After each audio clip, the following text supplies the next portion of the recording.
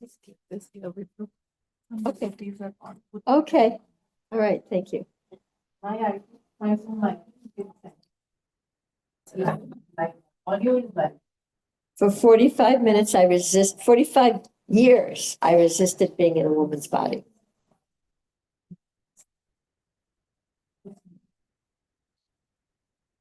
When I was little, I had a brother who was 2 years older than me, and I wanted to play with him. And he thought I was a botheration. So I wanted to be a boy so I could play with him. So I became a tomboy. And I became really tough. And I could compete with the boys. I could compete with the boys. And my brother punched me a lot, so I became really tough and strong. I can take it. I can tolerate this. And I'm going to tolerate this. Because I want to spend time with my brother. So if it means that I got to get punched, I'll take it.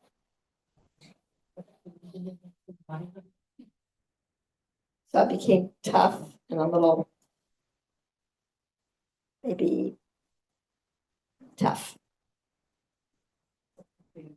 And then when I was 21 and I came to ISKCON and became a devotee, I really resisted and was really resentful that I was in a woman's body.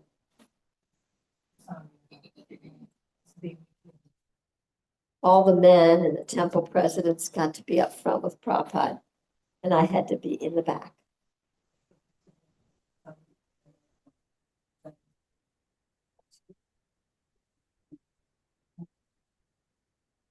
All the men could go to Srimad Bhagavatam class, and the women had to take the children out because they were making noise.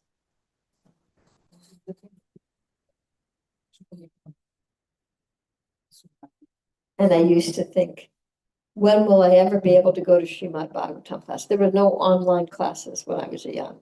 There was nothing online.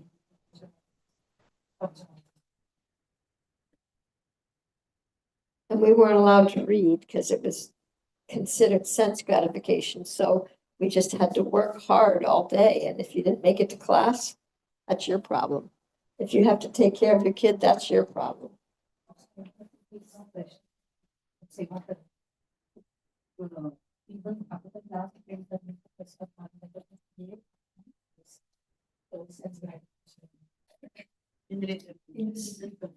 So I was quite frustrated and angry that I was in a woman's body. This is not fair.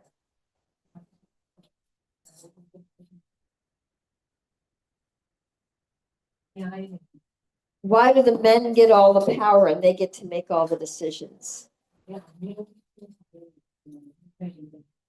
Why are we told that we're less intelligent? Why do we have to sit in the back of the temple for classes and all the men get to sit in the front?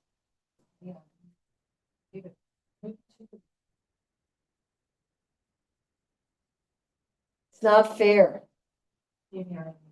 Why, Krishna?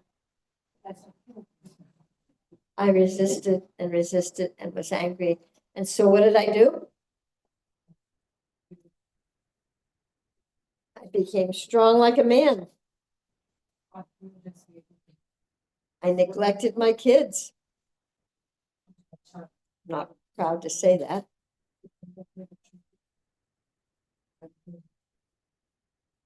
I resisted my femininity. Then when I was 45, things started happening to me, and I started accepting my femininity.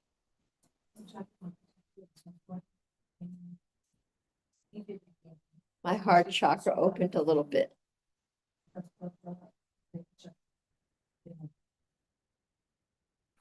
And then, only then, when I accepted my femininity, did I get the gifts imbibed in being in a female body.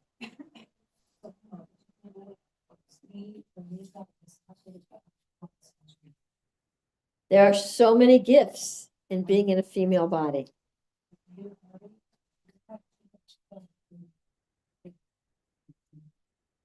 Tell me, what do females have that males don't have? Tell me some of the qualities of a female. Compassion.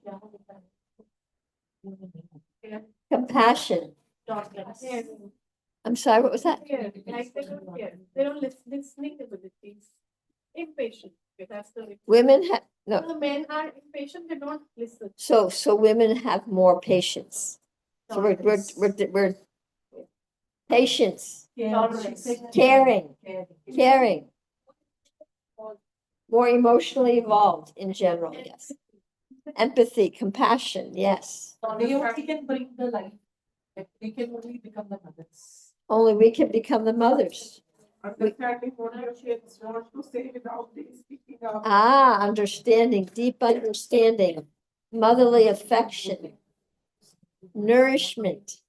Women can be more sacrificed. They can be, Surrender. It's more adjusting. they can be more adjusting. They can be more flexible. They can be more flexible, yes. Anything else? Usually they trust, I mean, they have, when we have a gathering, spiritual gathering, women are more in number. They have more faith in the Lord. More faith, even Prabhupada said that. In spiritual and religious functions, there's generally more women than men. They can adapt changes. They're flexible, they can adapt, and make changes. It's easy for them to surrender. Generally, women are a little bit more submissive, generally.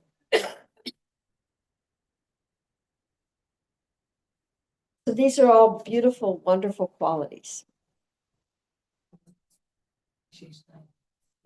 Krishna has given us many gifts. However, if we become resentful of men that they don't have these gifts,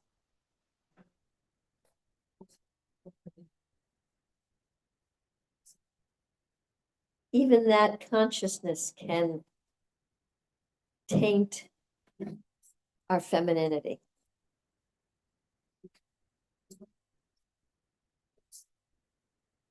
If we become angry at men for not being women, that's another resistance.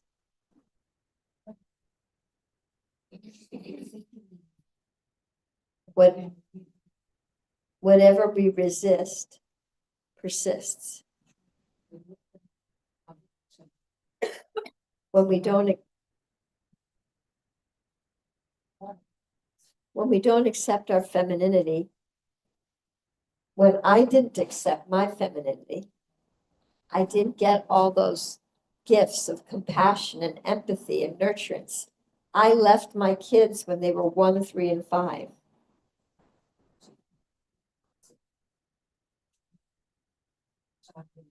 I became tough and hard-hearted, austere and fanatical, not connected to my emotions.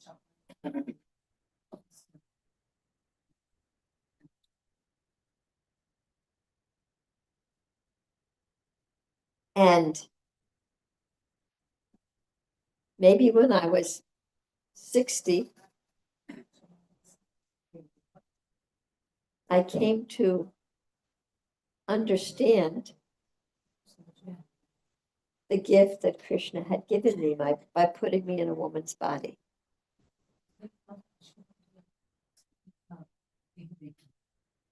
I think I must have been a man in my last life.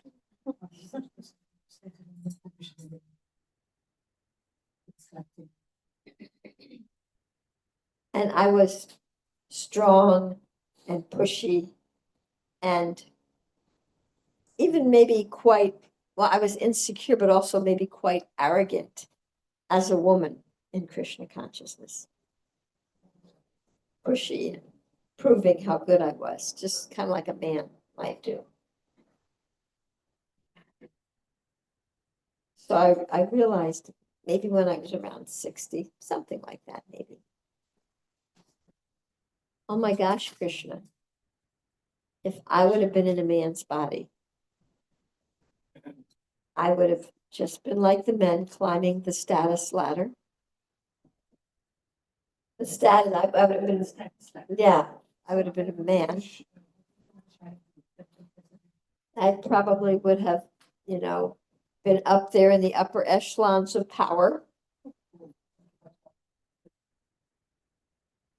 I probably would have misused my power and hurt others because I hurt enough people even when I didn't have that so-called power.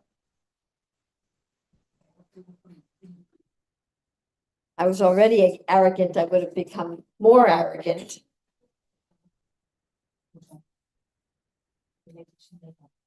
And probably fallen down and not even been a devotee to this day.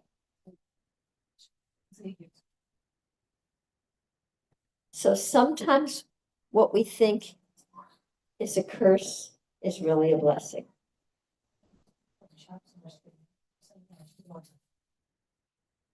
And sometimes what we think is a blessing would be a curse.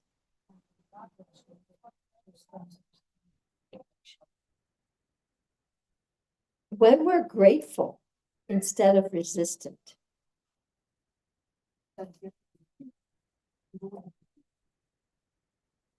when we're grateful for what we do have,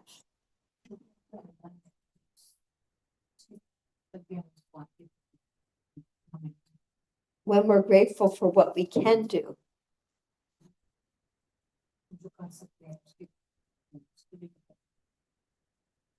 we have a lot more access to the gifts we've been given. When we're resentful and comparing,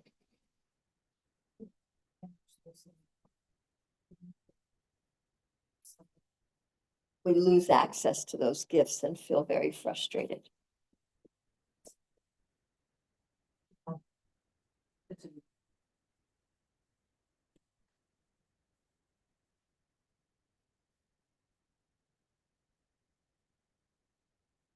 How can we enhance the gifts of our femininity?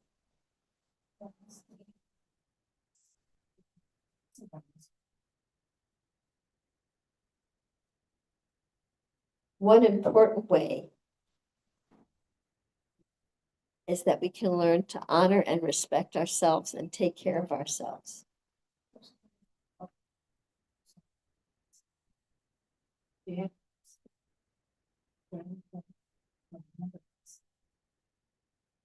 When we work to push ourselves beyond our capacities,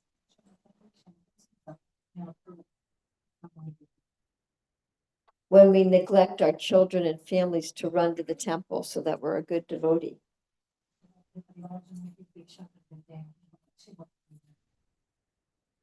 when we beat ourselves up and shame ourselves for not chanting our number of rounds and push ourselves to do that.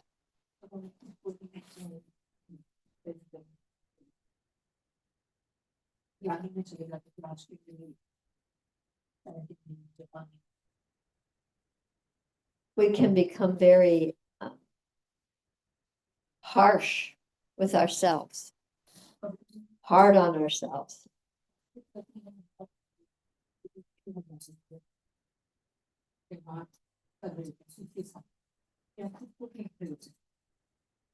And when we're hard on ourselves,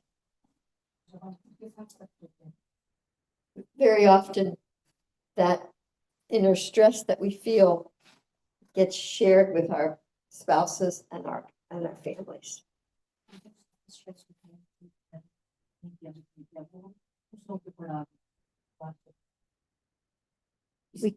We can only take so much. And when we're kind and compassionate and empathic with what we can do and what we can't do.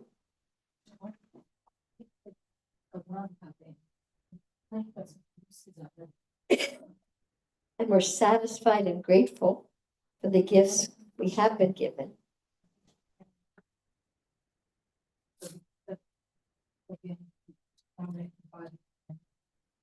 And we use those gifts no matter how insignificant we think they are.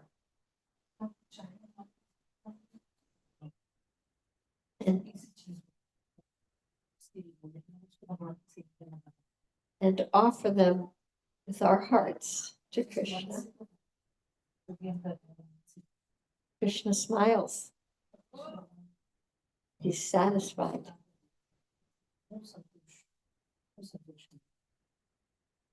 Krishna knows how hard it is to be in a woman's body in this day and age.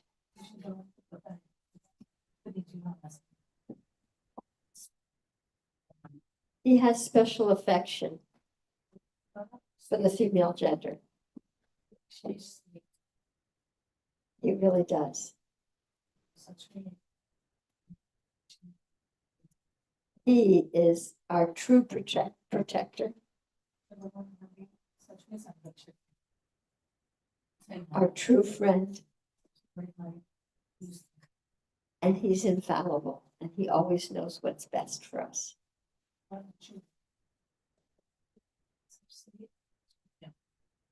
The more we can call out to Krishna and depend on Krishna rather than maybe our spouses.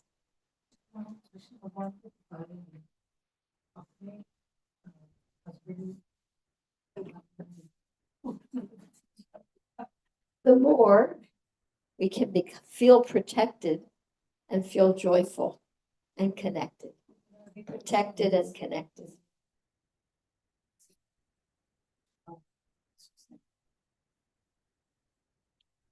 Women also have a tendency to be dependent.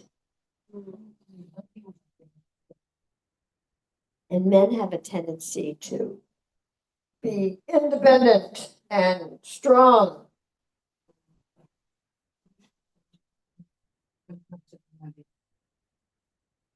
It is our weakness and our dependence which has us calling out to Krishna, help me, Krishna.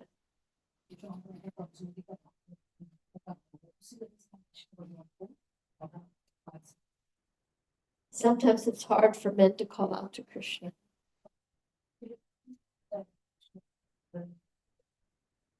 They are taught that they need to be strong and figure things out.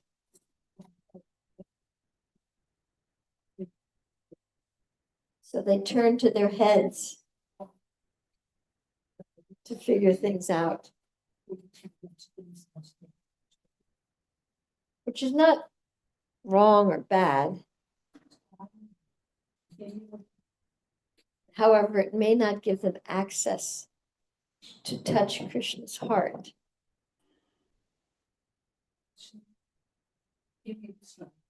The way a woman calling out from her heart, Krishna, help me.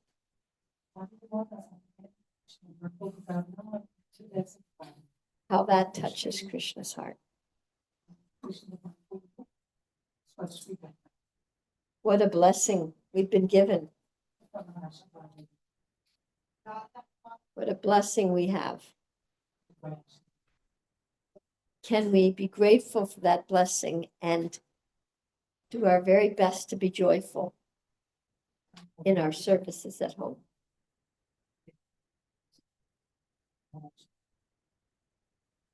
Actually, women are more powerful than men.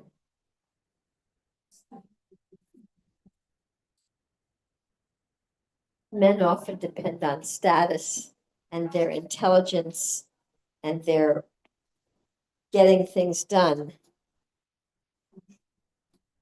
and earning money as the source of their power.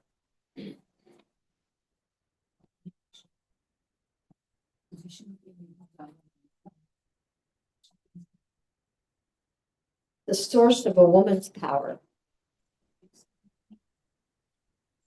is deep inside. It's her attitude and her mood and her consciousness.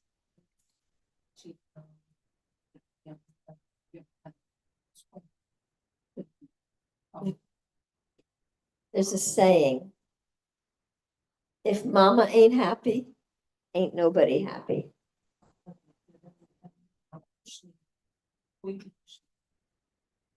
We create the atmosphere in the home.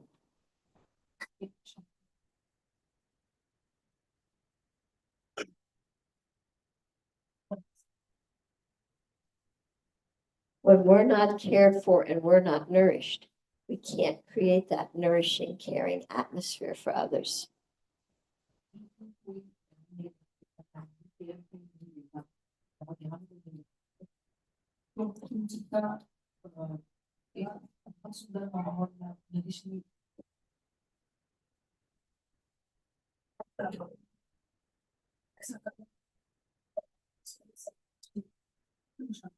We may do our duties.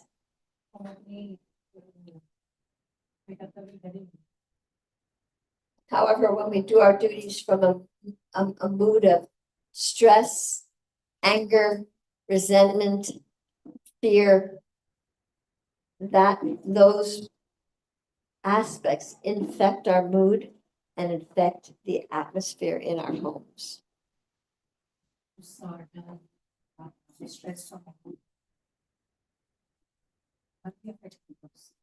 It's so important for us to take care of ourselves. We are the source and the sustenance of the family. We are the soil in which the family grows.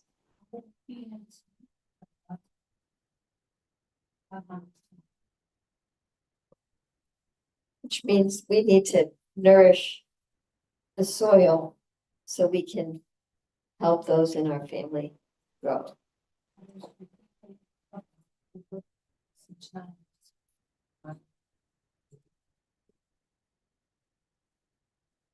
Okay, any thoughts? A lot of questions.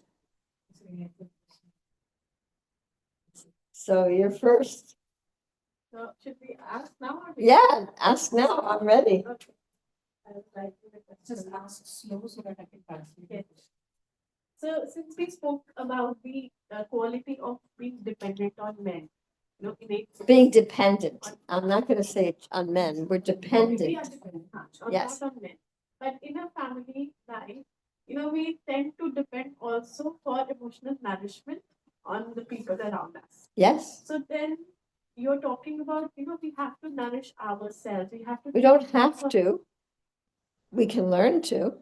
Yeah. So how that was. That means we have to be aware of what we need. We have to be conscious of when we're tired, when we're stressed, when we need some time alone for ourselves. Sorry. I was translating. Yeah, I'm sorry.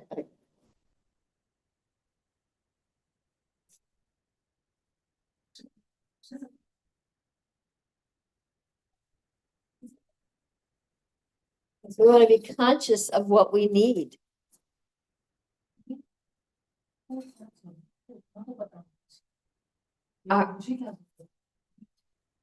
Our problem is we often put our own needs on the back burner to take care of others.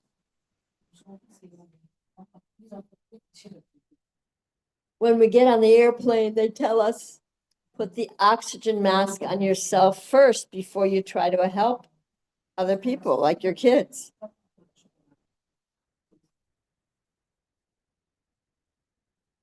We shortchange ourselves and our family when we don't take care of ourselves. So we need to become aware of what do I need. And husbands may not be the ones that can give us that emotional support. They may not be able to do that.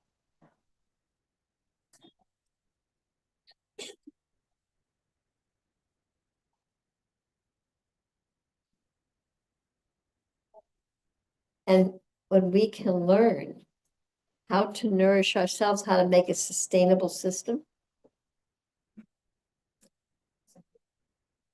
how to call out to Krishna, what do I need now?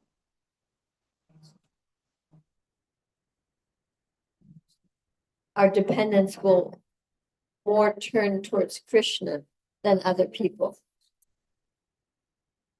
Because we'll be able to create that for ourselves by calling out to Krishna. Yeah. It's a practice. It's a practice. It takes time.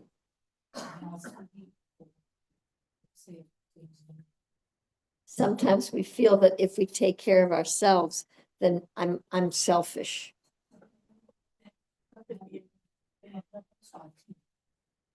It's not true. And that doesn't mean we just stay at home all day and just do whatever we want to do.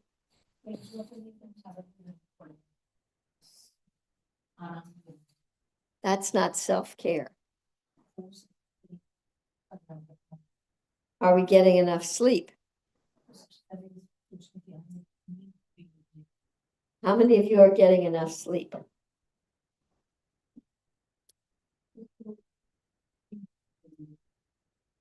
How many of you are pushing yourselves and not getting enough sleep?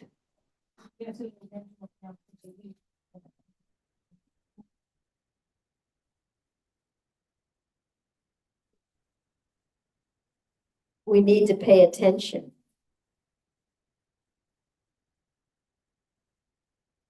If I'm neglecting my own self, I'm a soul, I'm a part of Krishna.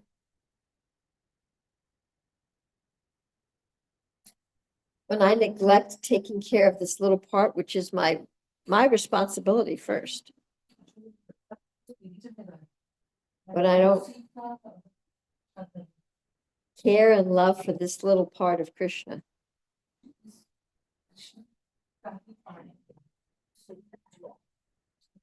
that's one part of Krishna, I'm not caring and loving.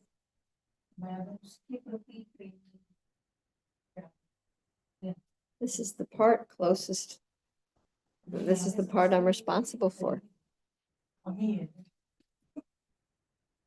Yeah. So it behooves us to take care of ourselves. It behooves us to sleep enough. So important. As I started slowing down and getting more rest,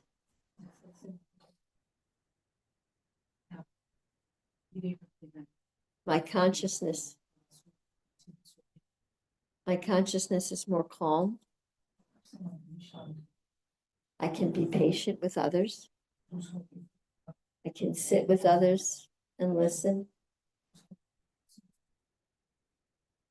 And then I can take time for myself as I need it, fulfilling my needs as a sustainable system.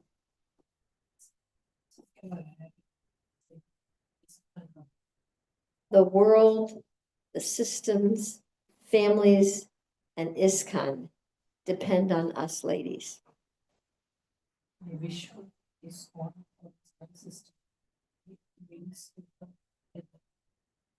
We play a very important role.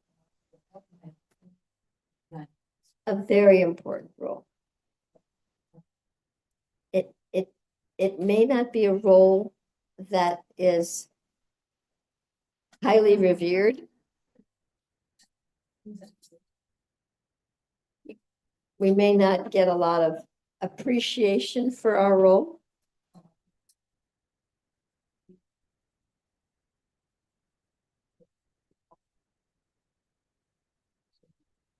It's a support role. It's vital to the health and well-being of our families and our institutions. Vital.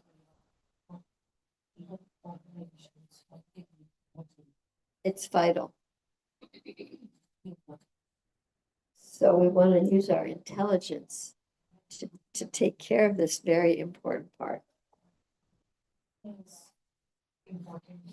Valuing ourselves, not putting ourselves down and pushing ourselves.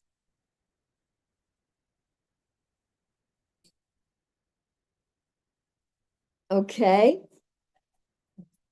Some other thoughts and questions?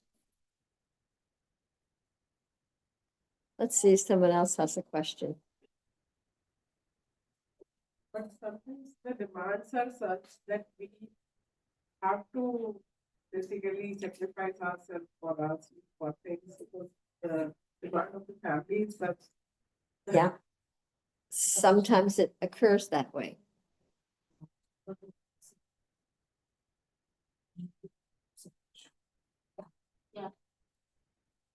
We need to see how we can simplify our lives.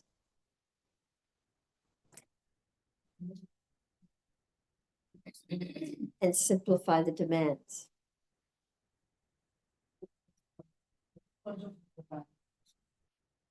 And if the demands come as demands, we might sometimes want to start learning to say, no, I can't do that.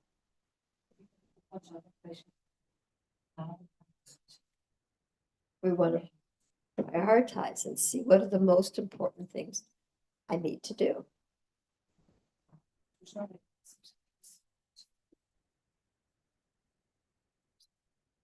Sometimes for us women, it's hard to say no.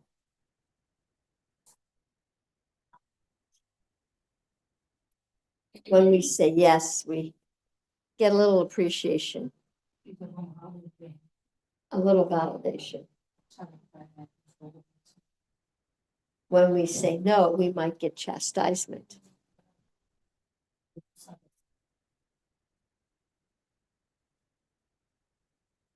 However, the more we say yes,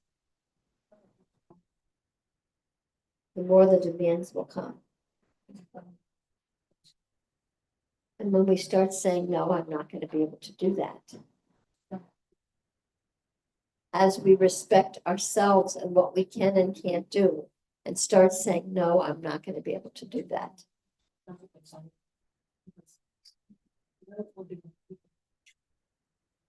People may stop asking us for so much. What's it going to take for us to slow down?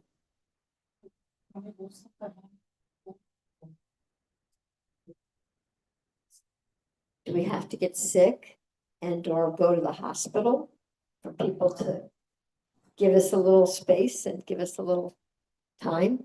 Is that what it's going to take?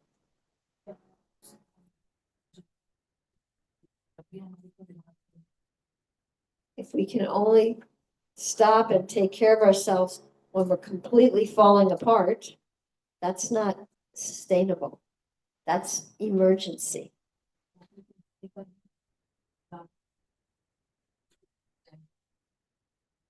So we need to really be intelligent and say, what are the priorities? What are the most important things? What can I stop doing that is adding too much to my plate?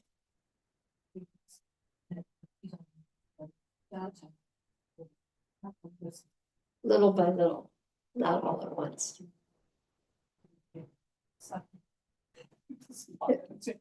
If everybody goes home now and starts saying no to 10 things, and they're going to say, Sukhavaha said we should start saying no.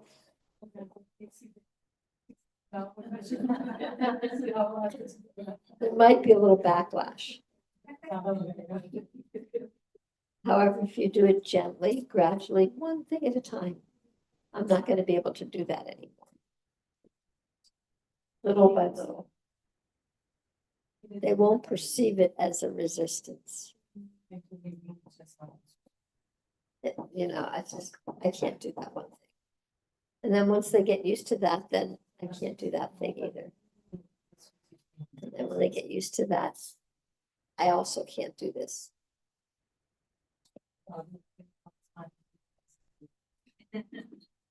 And as we give ourselves more space to take care of ourselves, we might be amazed at how grateful we do feel.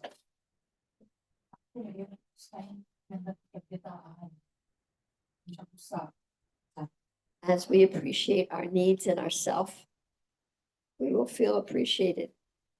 Does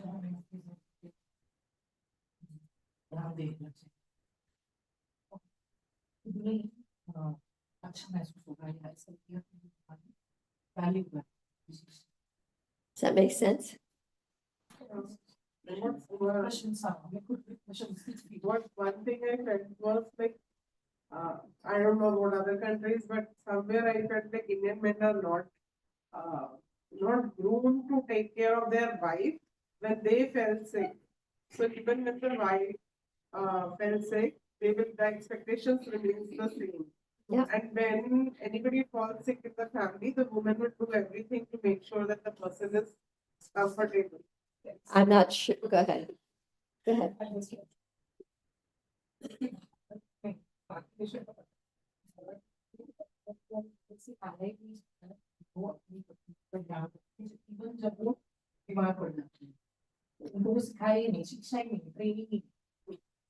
That may be part of the culture that little boys are pampered by their mothers.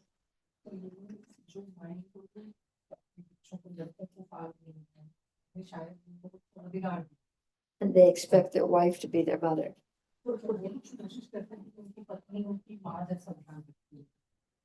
Sometimes it's like that. However, you can start saying, look, I can't do that. I'm feeling sick and I don't want to fall sick. So you're just going to have to cook for yourself or hire a cook or go out and eat. Can't do it.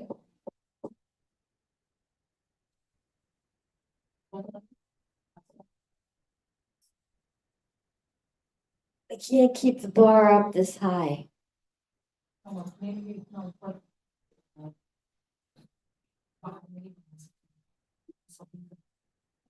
I know a lot of you don't like to eat outside.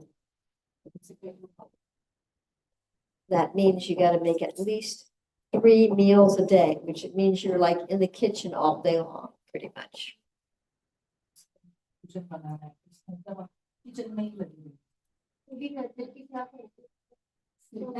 She's asking, still they say, what do you do at home?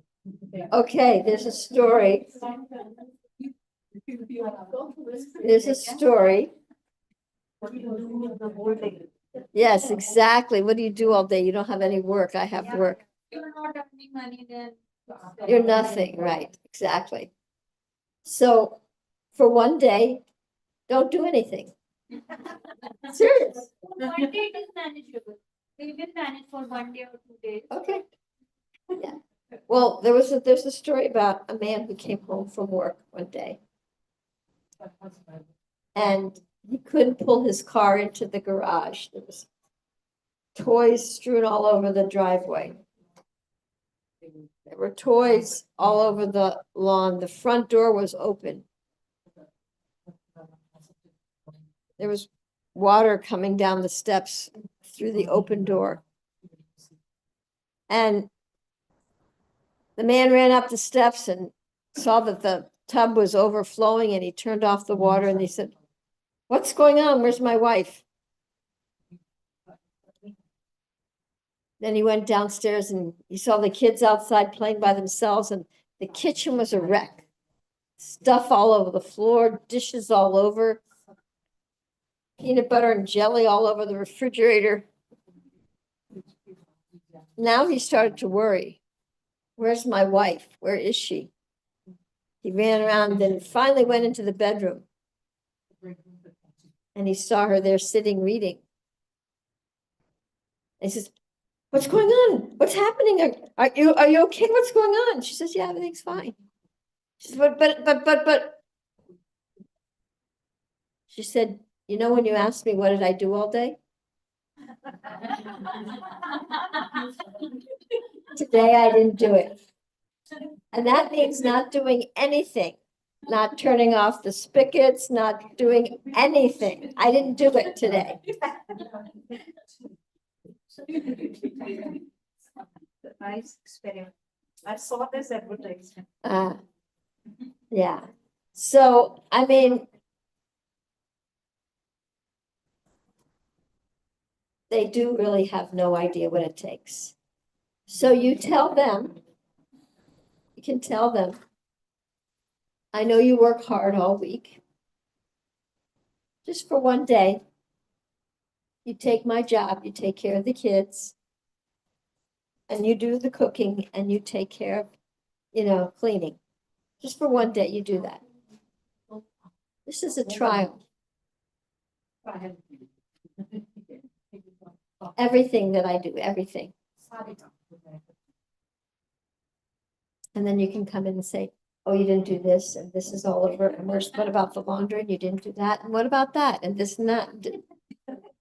One day experiment. I have a need for a little appreciation.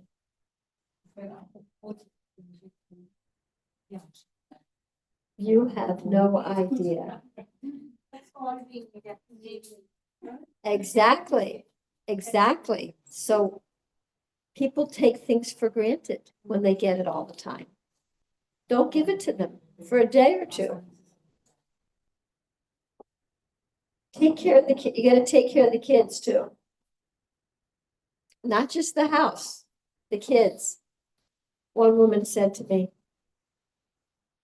the kids are going to suffer if the father has to take care of them. You can tell the kids. You can tell the kids, tell your dad what to do. Tell your dad what your mother does. Train your dads. One day a month. This is Dad's Day. Father's Day, one day a month. I can't do that. I'm too busy. I'm too stressed. Just one day. It's an experiment. I don't know if it's going to work. However, it may have them gain a little appreciation for how much the woman provides.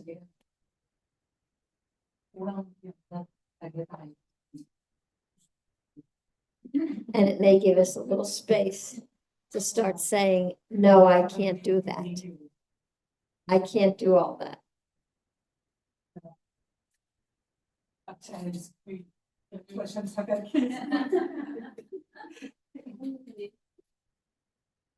Any other thoughts or questions?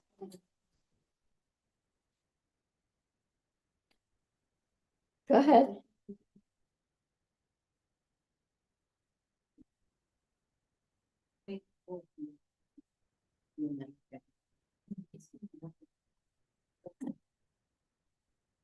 She's a teacher in a government college. And she's head of some gents teacher in a school. So they have problem taking orders from her. And we say no. Okay. How do we, You're a teacher and you teach men.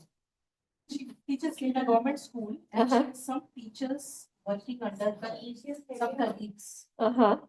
They cannot take order from a women. They have problem taking order. How does she navigate this? You could ask them.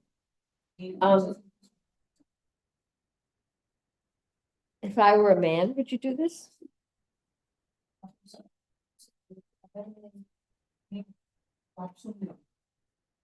Are you being too soft on them? And when they don't follow the orders, do you say, oh, well, whatever?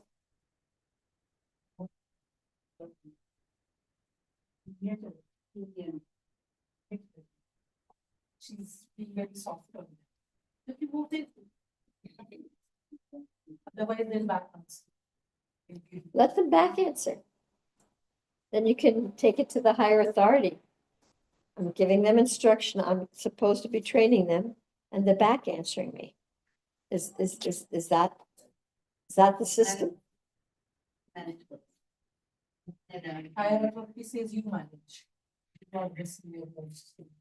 Okay, so say I'm gonna fire 3 people because they're not doing what I'm asking them to do. That's how I'm gonna manage. I'm gonna fire these 3 people.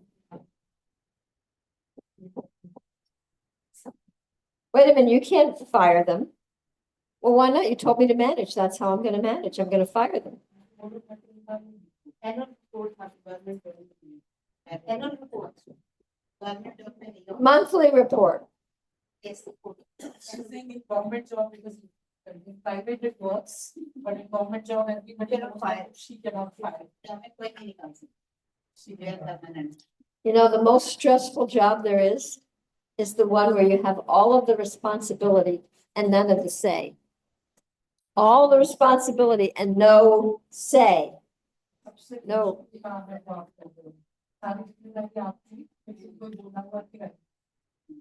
That's a woman's job, right? All the responsibility and no say.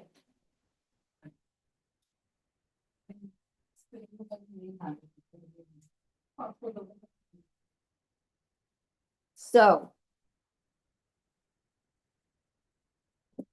start making reports.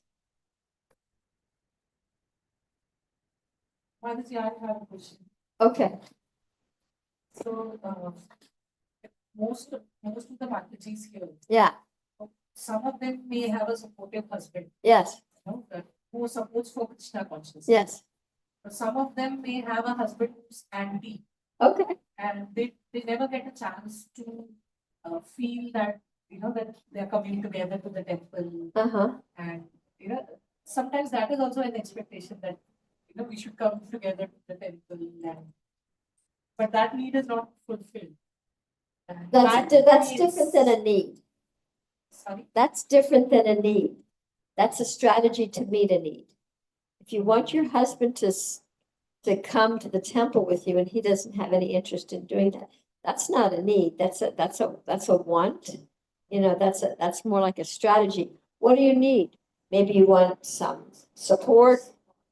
Yeah. Some acknowledgement, some understanding, some togetherness. Yeah, but if he can't do it in that way, then you got to find another way to get the support and the connection and the togetherness.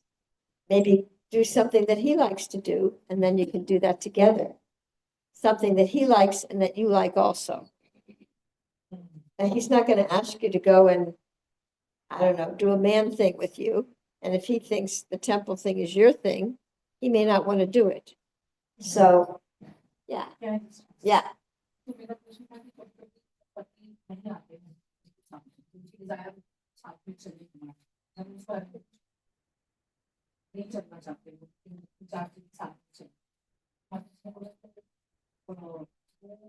जरूरत आपकी है आप सब कुछ करें तो जरूरी नहीं है कि वो स्ट्रैटेजी है कि मंदिर जाए आप मंदिर की जगह आप कुछ और नहीं कर सकते जो वो चाहते हैं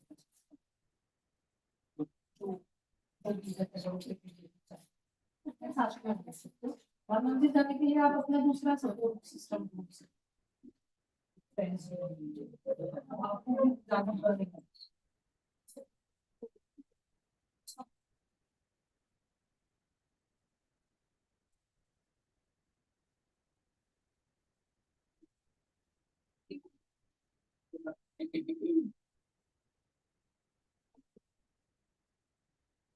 She has a question.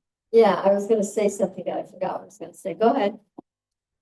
So she's asking, not only the family members are not supporting, but even if she finishes all the housework and she wants to do some service or she wants to come to the temple, they don't like it. So how does she? Do your service at home. Go in your room, do your reading, go in an online class. Do it within the means of your house.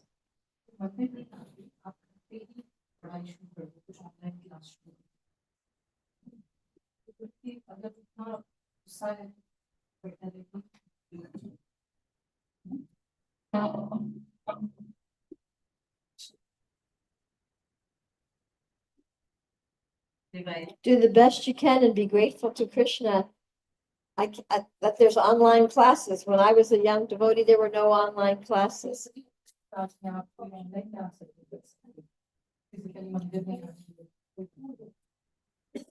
Connected to that question. Okay, So, Bhagini, so in this case, you know, when you say that you just. I'm hearing a lot of,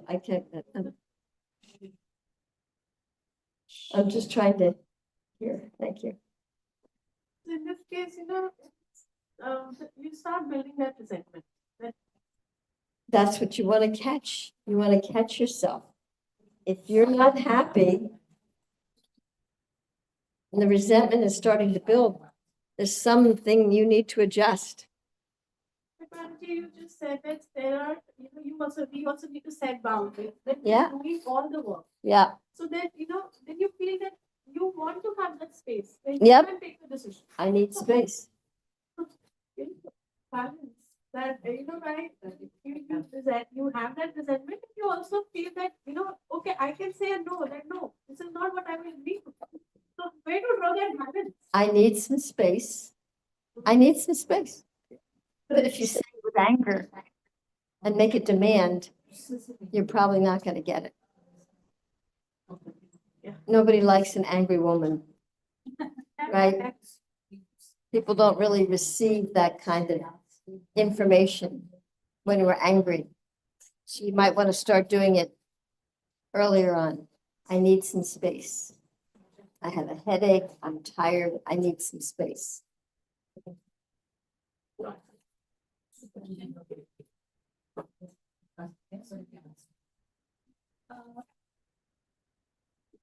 Yeah. Being a housewife better or being a working woman? I mean to say, for example, people used to say that working women are more capable and homemakers.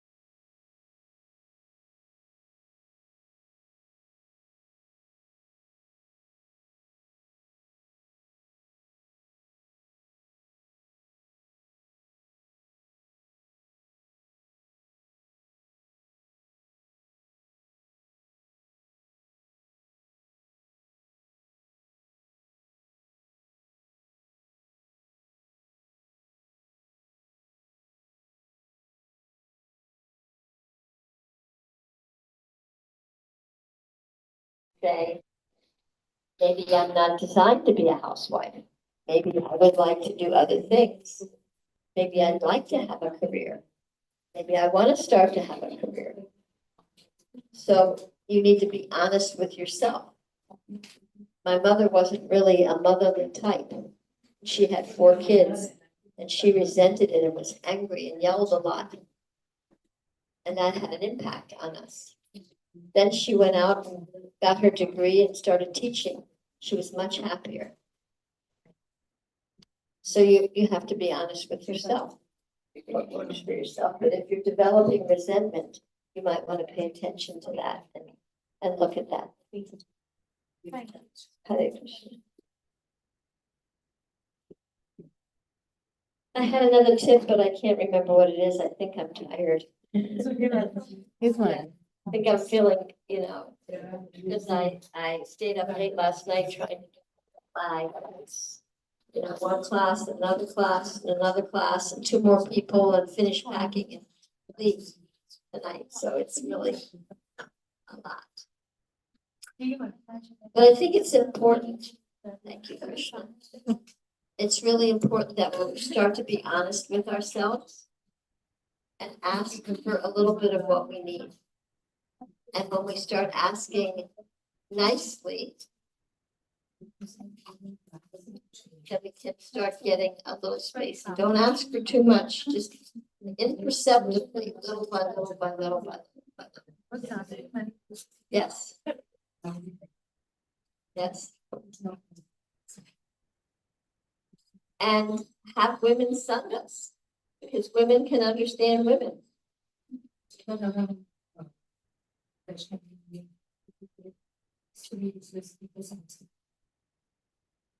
Yeah. Men can't understand women because they're not women.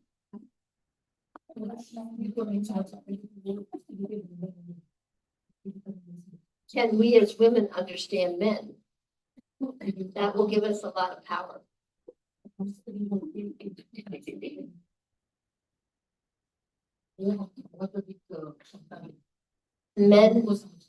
Men have been shamed since they were 2 or 3 years old.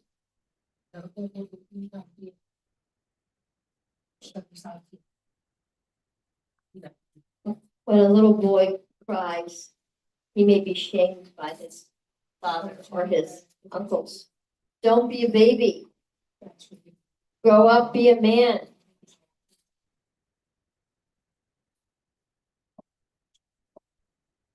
Those men hold that shame their whole lives usually. And then when we complain to our husbands, you don't listen to me, you don't understand me, you don't care about me. When we say those things, it really hurts them. Now, they won't tell you that. They might just get angry and blame you back, but it really hurts them.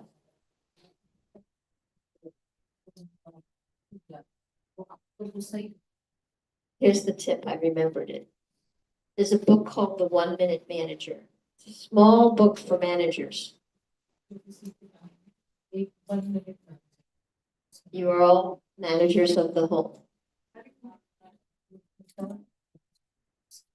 The 1 minute tip is to catch your husband doing what you like and not catching him doing what you don't like.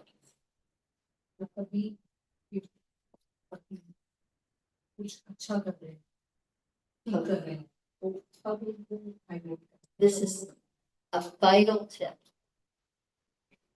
Oh, thank you so much for getting the fruit at the market. Oh my God, you're the best.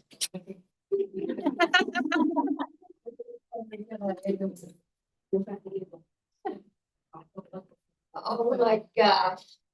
They are gonna like explode and love it. Seriously. Men want their wives to be happy. They may not know how to make you happy. They have no clue. Well, yesterday you told me to do this, and today you're telling me to do this. What do you want? Do you want this or this? What do you want? They don't understand.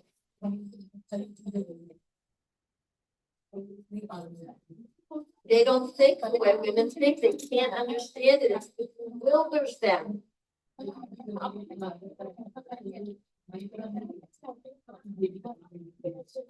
However, when you tell them, oh my gosh, you help with the dishes, thank you so much. That really had me feel supported, and thank you. You're such a good husband.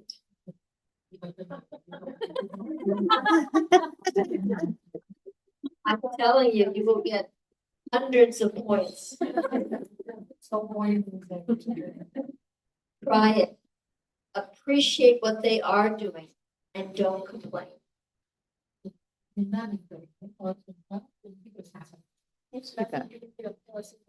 I'm sorry? What was that? Maji is saying that the men should also be taught like this. They should appreciate us. We need to use our intelligence, okay? Men have big shame bodies. And we can't change our men. We can't change them. They've been shamed since they were little, okay? They're men. Amen. And we can complain, they should be taught and they should give us appreciation. You can say that and complain and complain and complain. I have found in my life I can't change anybody, especially spouse. However, when I change my approach, when I change the way I treat my husband, it can make a huge difference in my life. Complaining and resisting the way they are doesn't change anything. It just builds up my frustration. Right? शिकायत शिकायत निंदा नहीं शिकायत शिकायत It builds up my frustration. I'll read you a saying here. 1 second.